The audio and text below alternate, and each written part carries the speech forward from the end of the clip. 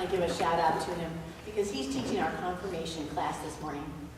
I was busy and it's on Methodism. I thought he would be the great one to do that because it really does take a whole village to give this good word and to teach our children. So thanks to Pastor Tom, in case you're wondering if he's here. As I said 3 weeks ago, I love to tell stories. And so I want to thank you all for being with me on this story, this journey, because I've had a lot of fun with it.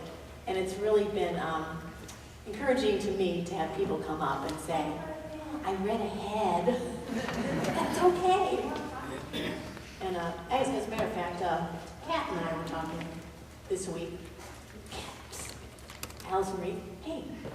And we were talking about, it's a soap opera, the story of Esther. So we were just kind of joking around, saying she should do da da da da at certain spots. So if I go like this, that'll be the cue. Would you pray with me, please? Lord, you, though your name isn't in it, you are all over the book of Esther. So help that to shine out this morning as we conclude this series. Help us to see you in your story and in ours. And I ask this in Jesus' beautiful name. Amen. Well, I know some people couldn't be here for all the series, so I'm going to do this really, really quick wrap up and bring everybody up to speed. We are in the book of Esther. It is a soap opera. We all have had our soap opera moments in life, I think. So there is something to be learned from the book of Esther today. Like any good soap opera, there are main characters, and there's all these subplots, so you kind of need a list, don't you? So here it is.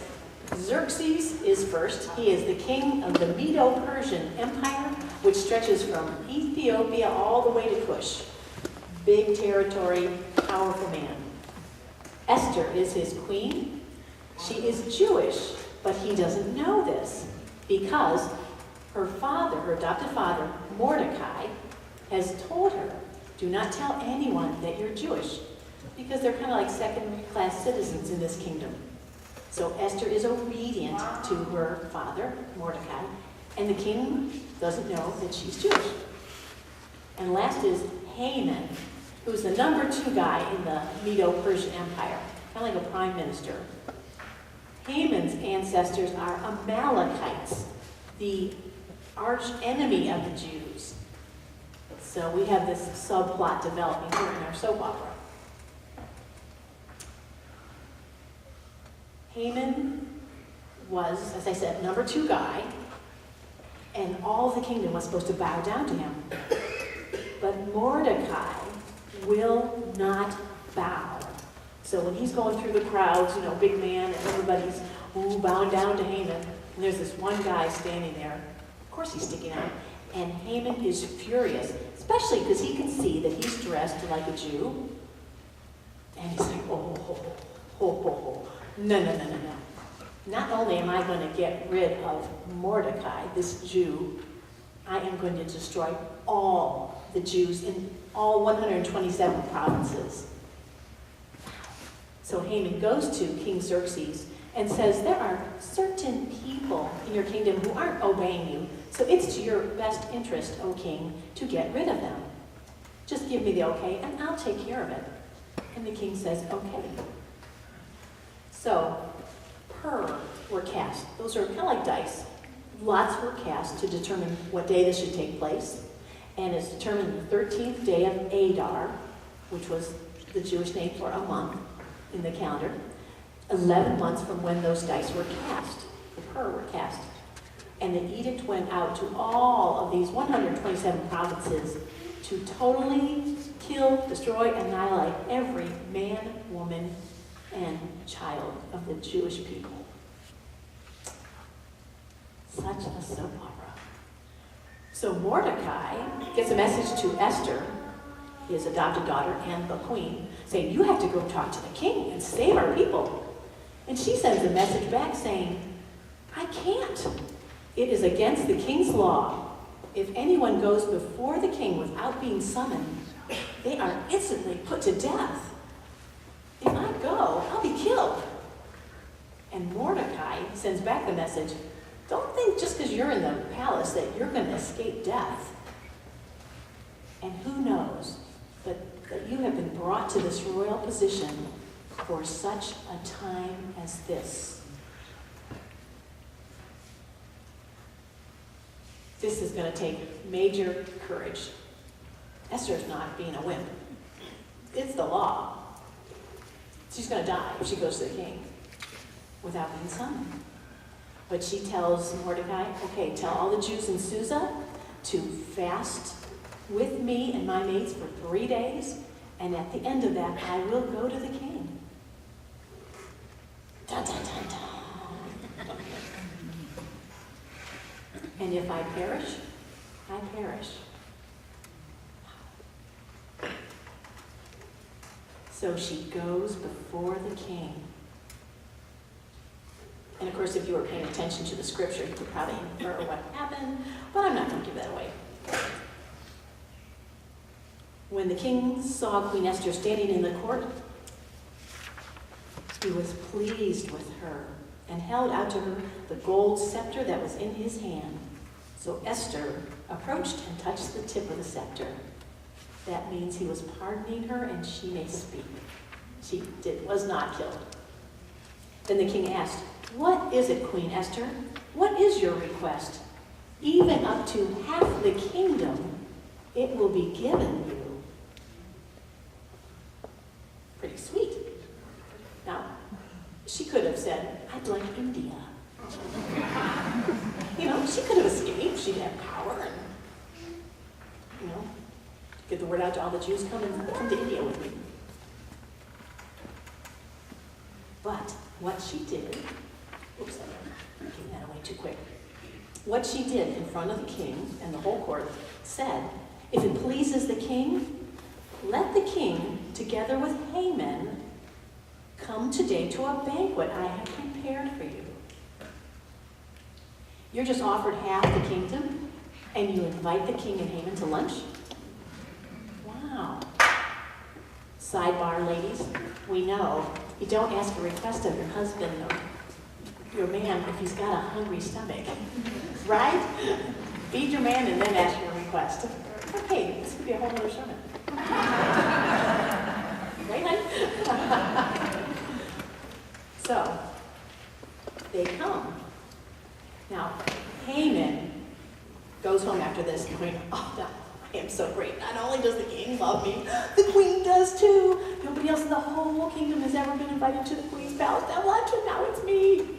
And he's so full of himself, and he walks to his house, but there is this one hated Jew that will not bow before me. Oh! And all the joy of his day is gone. He's so filled with hatred towards Mordecai. So he goes home and tells his family that I can't even take joy in this day because of this Jew Mordecai sitting at the king's gate. His wife and all his friends said to him, "Have a gallows built 75 feet high and ask the king in the morning to have Mordecai hanged on it. Then go with the king to the dinner and be happy." Wow, friends, this suggestion delighted Haman, and he had the gallows built. Now, I was asking Pastor Paul, well, how high is this? Our Hayden Hall here, 30, 40 feet? 75 feet high? I mean, pun intended. Isn't that overkill? Haman wanted the entire world to know how much he hated this guy Mordecai, and that he, Haman, was large and in charge, and nobody messes with Haman. That's a lot of hate. That's a lot of hate. Okay, so that night, remember, Esther has come before the king and invited the king and Haman to a banquet. They came. And the next, she says, "Come back tomorrow for another banquet. That is my request of you." Okay. So that night, the king can't sleep. So he calls his scribes to come before him and read kind of like the court records, what's been happening in the court each day, to review them. And God incidentally, do you know that word? I personally believe now that there are no coincidences. There are God incidences. God's hand plans everything. God incidentally, the scribes read the story of when Mordecai saved the king's life from an assassination plot. And the king says, "What has been done to honor Mordecai?" And they say, "Nothing, Your Highness. He just got busy with the affairs of state or something and never thanked Mordecai." So by now, it's early morning, and the king says, "Who's out in the court ready to see me?" And they tell him, "Haman."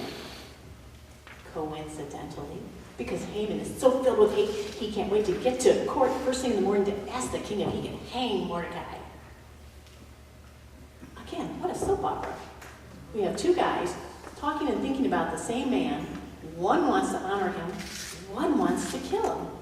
But neither of them know about the other's feelings about Mordecai.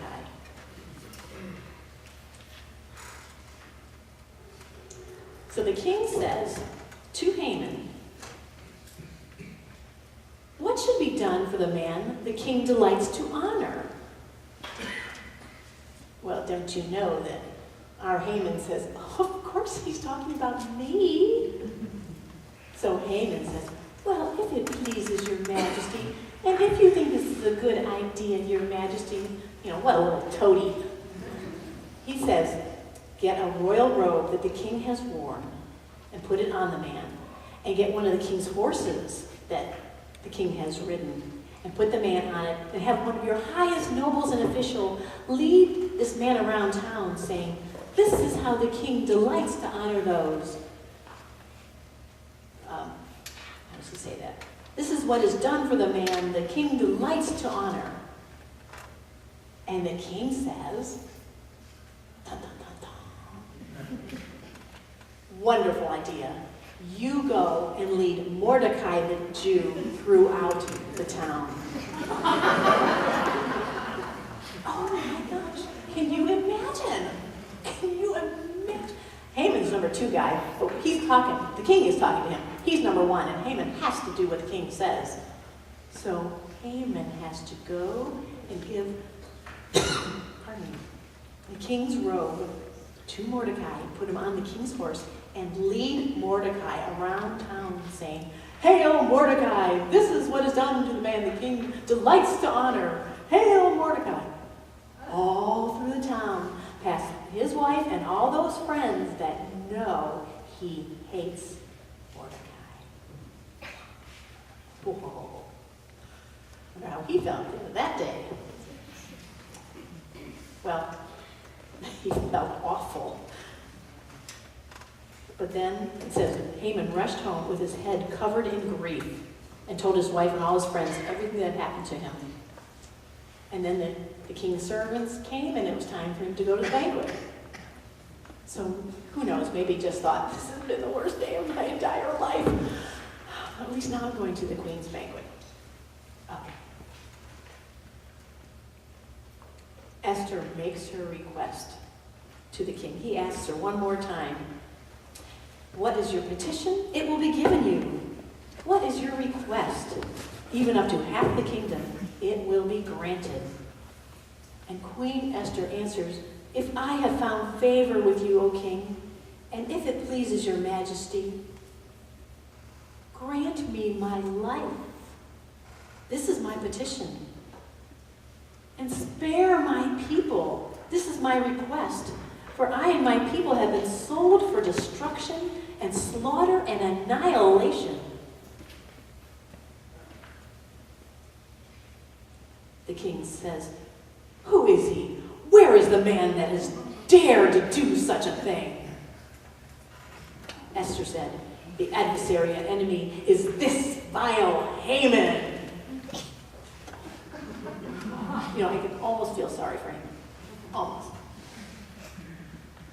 And as soon as the king says these words, they covered Haman's face, because the Persian king cannot look upon anyone who is going to die. And one of the servants says, oh, by the way, there's a 75-foot gallows that Haman built this morning to hang Mordecai on. And the king says, hang him on it. So Haman is hung on the 75-foot gallows. Dun, dun, dun, dun. Whew, what a turn of events. Well, the problem still exists, because the law of the Medes and Persians is that no king's edict can ever be reversed once it's made. So the 13th of Adar is still coming up, and all the Jews are scheduled to be annihilated. Esther reveals who Mordecai actually is to her. The king promotes Mordecai to Haman's position. Now Mordecai is number 2 guy. Oh. And Esther falls now at the feet of her kings and weeping, saying, please save my people. Please write a new edict, because that is what can be done. So the king gives his signet ring, the symbol of authority, to Mordecai and says, write it and send it out to all my 127 provinces. So Mordecai does that and writes a new edict that says all the Jews can defend themselves against anyone who tries to kill them. And they can have their wealth of the people that they destroy. So he completely reversed the original edict, giving the Jews the right to defend themselves. Amazing, amazing. The day came, and there was slaughter. Many, many, many died, but not the Jews, because they were completely victorious. They defeated their enemies throughout the provinces, and Scripture says several times they did not touch any of the plunder. So there is great rejoicing in the land, and as a matter of fact, there weren't as many enemies against them, because some people, Scripture tells us, became Jews for fear of the Jews. And some others came on the Jews' side because, let's face it, the queen and the number 2 guy are Jewish. Not going to mess with the Jews when they're in power. But there were still people who fought against them to slaughter them. But they, in turn, were slaughtered. So, days of Purim were established, also called Esther's Feast, for the Jews to celebrate and remember every year that this was the day that the Lord's hand was upon them and saved his chosen people, as he said he would. It's a feast held to this day, celebrating the faithfulness of God. And it's kind of interesting. The book of Esther is read during this festival, and every time Haman's name is mentioned, the people stamp their feet and boo and hiss and shout, "Cursed be Haman," and drown out his name. So this is a wonderful celebration to the Jews.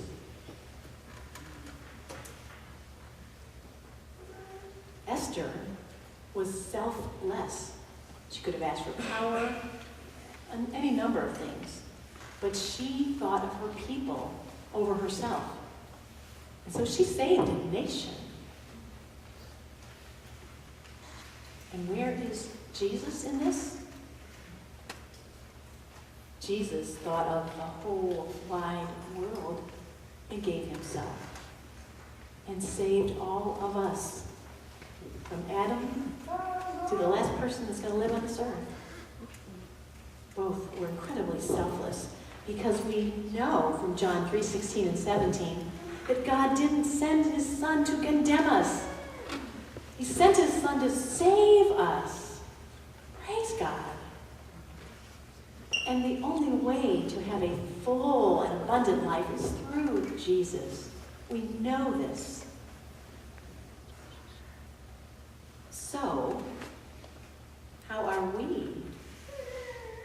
reach out with this great, life-giving, life-blessing news.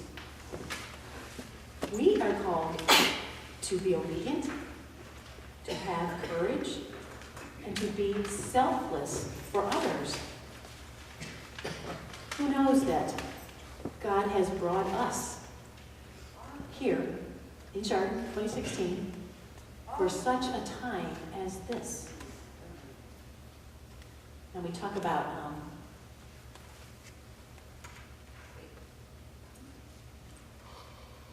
how this book of Esther can relate to us today. There's two basic points I wanted to point out. One is, we still have our Hamans today. We still have people that hate. We still have obstacles that block us from God. God, incidentally, as I was doing this, preparing for this series, I got a newsletter from the Chosen People, which are Messianic Jews, Jews who believe in Jesus as the promised Messiah, and their ministry is to reach out to other Jews who don't know Jesus yet. And the title is, A New Haman Has Risen. Really, Lord? I love when you do these things.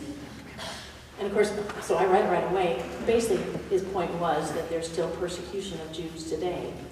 And we all have our Hamans. We've got to beware and aware of the obstacles that block us from God. And the other point is that big hand of God all over the book of Esther and all over our lives.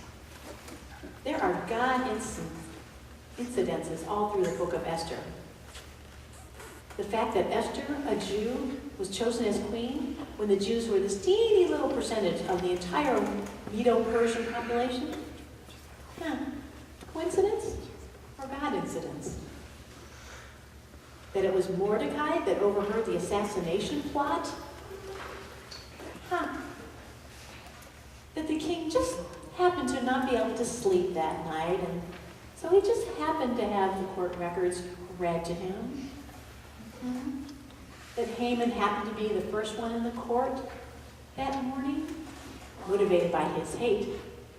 But what man intends for evil, God can turn into good.